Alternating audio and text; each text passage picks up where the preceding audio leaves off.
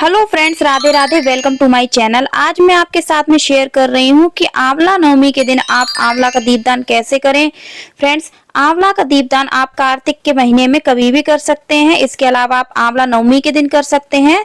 अगर आप तब भी नहीं कर पाते हैं तो आप देवउठान एकादशी के दिन या फिर कार्तिक पूर्णिमा के दिन आंवला का दीपदान कर सकते हैं। फ्रेंड्स, आंवला का दीपदान करने के लिए आप 5 आंवला, 7, 9, 11, 21, 51, 108 या फिर 1008 जितनी संख्या में आप दीपदान करना चाहते हैं उतना आप अपनी सामर्थ्य के अनुसार आंवला ले लें। इसके बाद हम आंवला को सबसे पहले स्वच्छ पानी से धो लेंगे और उसके बाद साफ कपड़े से पोंछ लेंगे। इसके अलावा फ्रेंड्स, आंवला के दीपक बनाने के लिए आपको थोड़े से मोटे और बड़े आंवला लेने चाहिए, यानी कि आंवला में पल्प ज्यादा होना चाहिए। छोटे छोटे आंवला आपको नहीं लेने हैं क्योंकि उनमें दीपक ठीक से नहीं बन पाता है और वह ज्यादा देर तक जल भी नहीं पाएंगे। इसके बाद फ्रेंड्स, आंवला का दीपक बनाने के लिए हम आंवले का जो ऊपर का हिस्सा होता है उसको चाकू की सहायता से ऊपर का पल्प सारा निकाल देंगे और तब तक निकालेंगे जब तक कि आंवले की जो गुठली होती है वह चाकू से टकराए ना। फ्रेंड्स, आंवले के ऊपर की तरफ से चाकू से खोद करके गहरा करना है क्योंकि इसी हिस्से में हम अपनी बाती रखेंगे और दीप प्रज्वलित करेंगे। इसी तरह से फ्रेंड्स, हम सभी आंवला को दीपक बनाने के लिए तैयार कर लेंगे। फ्रेंड्स, कार्तिक के महीने में आंवला का दान करना या फिर आंवला का दीपदान करना स्वर्ण के दान के बराबर होता है।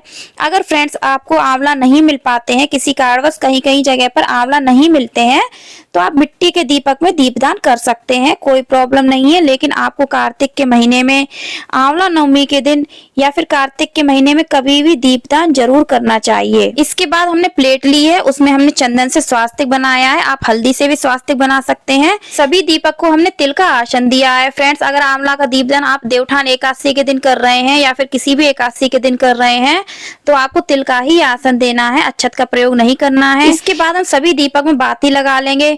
फ्रेंड्स, यह बाती आप देसी घी की भी लगा सकते हैं या फिर आप तिल के तेल की भी बाती जला सकते हैं। फ्रेंड्स, कम से कम संख्या में 5 दीपक का दीपदान तो करना ही चाहिए। इस तरह से हमने सभी दीपक को बना करके तैयार कर लिया है। अब हम दीपक का पूजन करेंगे। अगर दीपक थोड़े से गहरे हैं तो आप इसमें थोड़ा सा घी डाल सकते हैं या फिर तेल भी डाल सकते हैं। घी की बातियां लगाई हैं तो आप इसमें देसी घी डालेंगे। इसके अलावा अगर आपने तिल के तेल की बातियां डाली हैं तो आप तिल का तेल डालेंगे। अब फ्रेंड्स, पूजन आप इनका चंदन से कर सकते हैं, रोली से कर सकते हैं या फिर कुमकुम से भी कर सकते हैं। फ्रेंड्स, इनका दीपदान आपको कहाँ कहाँ करना है वो भी मैं आपको आगे वीडियो में बताऊंगी, तो वीडियो को आप अंत तक जरूर देखिएगा। तो फ्रेंड्स, इस प्रकार से हमने इनका चंदन से और रोली से पूजन कर दिया है और तिल समर्पित किए हैं। फ्रेंड्स, अगर हम कोई दीपदान करते हैं तो हमें पहले उनका पूजन जरूर करना चाहिए। इस प्रकार से हम दीपक को पुष्प समर्पित कर देंगे। फ्रेंड्स, पुष्प ऑप्शनल है, आप बिना फूलों को समर्पित किए भी यह दीपदान कर सकते हैं। इसके बाद हम हाथों में थोड़ा सा जल लेंगे और इन दीपकों के चारों ओर 2 बार घुमा देंगे। इस प्रकार से फ्रेंड्स ये दीपक को हम दान कर देंगे। हमारे हिंदू धर्म में फ्रेंड्स कोई भी दान की प्रक्रिया इसी प्रकार ही की जाती है। तो दान करने के बाद हम हाथ जोड़ लेंगे। फ्रेंड्स, इस प्रकार से दान करने के बाद ही हम इन दीपक को अब कहीं भी प्रज्वलित कर सकते हैं। आप चाहे तो पहले भी प्रज्वलित कर सकते हैं, उसके बाद दान कर सकते हैं। लेकिन फ्रेंड्स, अगर हमें दीपक कहीं घर से बाहर जाकर जलाना होता है, जैसे किसी मंदिर में या फिर देववृक्ष, पीपल, बरगद आदि के नीचे या फिर गौशाला में अगर हमें दीप प्रज्वलित करना है तो दीपक हमें घर से प्रज्वलित करके नहीं ले जाना चाहिए, हमें वहीं जाकर के प्रज्वलित करना चाहिए। इस प्रकार से आप पहले दीपक का दान कर लें, उसके बाद सभी जगह पर जहाँ भी हमें प्रज्वलित करना है वहां प्रज्वलित करना चाहिए। फ्रेंड्स, अब दीपदान हमें कहाँ कहाँ करना चाहिए, तो सबसे पहले हमें दीपदान अपने घर के मंदिर में करना चाहिए, भगवान विष्णु के सामने या फिर भगवान भोलेनाथ के सामने दीपदान करना चाहिए। इसके बाद दूसरा दीपदान हमें अपनी तुलसी के पास करना चाहिए। हमारे घर में जो तुलसी जी है वहां हमें दीपदान जरूर करना चाहिए। और फ्रेंड्स, कोई भी अगर हम दीपक प्रज्वलित करते हैं तो हमें उसको फूलों का, तिल का या फिर अक्षत का आसन जरूर देना चाहिए। लेकिन एकादशी के दिन हमें अक्षत का आसन नहीं देना है, तिल का प्रयोग करना है या फिर पुष्पों का प्रयोग करना है। दीपक को कभी भी डायरेक्ट जमीन पर नहीं रखा जाता है। इसके बाद आंवले के दीपक का दीपदान आपको आंवला वृक्ष के नीचे जरूर करना चाहिए। अगर आपके घर में आंवले का पौधा है तो आपको आंवले के पौधे के नीचे 5 दीपक या फिर 1 दीपक जरूर प्रज्वलित करना चाहिए। हमारे घर में शमी का पौधा भी है तो हम वहां भी एक दीपदान करेंगे। अगर आपके घर में ये सभी देववृक्ष नहीं है तो आप अपने घर से बाहर जा करके देववृक्ष के नीचे दीपदान कर सकते हैं। इसके साथ में एक दीपक हमें अपने घर की दहलीज पर भी प्रज्वलित करना चाहिए और एक दीपक आपको किसी जलाशय के पास भी प्रज्वलित करना चाहिए, दीपदान करना चाहिए। जैसे किसी नदी नहर पर भी कर सकते हैं।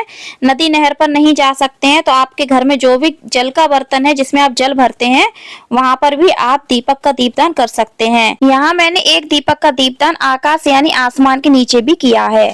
अगर आपने अपने घर में पथवारी लगाई है कार्तिक के महीने में तो आप वहां भी दीपक का दीपदान कर सकते हैं। इसके बाद फ्रेंड्स, जिन आंवले के दीपक का दीपदान आपने अपने घर में किया था, जैसे मंदिर में या फिर तुलसी के नीचे, दीप प्रज्वलित हो जाने के बाद, जलने के बाद वह आंवला बचते हैं। उन बचे हुए आंवलों का प्रयोग आपको अपने घर में खाने में नहीं करना है, उनको आपको गाय को खिला देना चाहिए, क्योंकि वह दीपक हम दान कर चुके हैं और दान की हुई वस्तु को हमें खुद यूज नहीं करना चाहिए। फ्रेंड्स, उम्मीद करती हूँ वीडियो आपको अच्छी लगी होगी। कैसी लगी कमेंट में जरूर बताना। अच्छी लगी हो तो लाइक करना, ज्यादा से ज्यादा शेयर करना, चैनल को सब्सक्राइब करना, बेल आइकन को प्रेस करना और कमेंट में राधे राधे अवश्य लिखना। धन्यवाद। राधे राधे।